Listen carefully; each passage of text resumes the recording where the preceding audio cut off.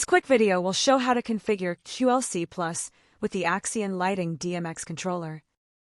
First, we select the Fixtures and Functions tab at the top, then click the Add Fixtures light icon. Then we select Generic, and in our case, Generic RGBW. We provide a name for the first fixture, in this example left Axion spot. You can see it's on Universe 1 at address 1 and takes up 4 channels. We'll add a second fixture for the right Axion spots, and notice how it automatically increments the DMX address. Make sure this matches your physical decoder configuration.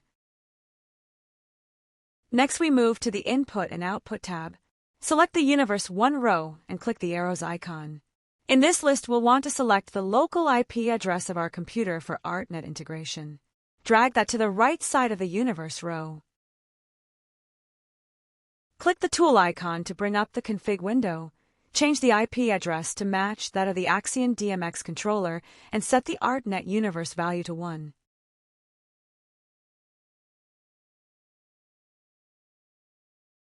At this point, you should be able to use the Simple Desk tab to control the lights.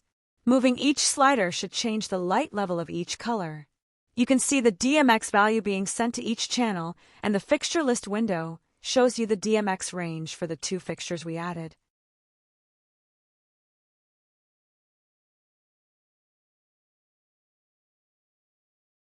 You can also use the DMX view under Fixtures and Functions to test the lighting integration.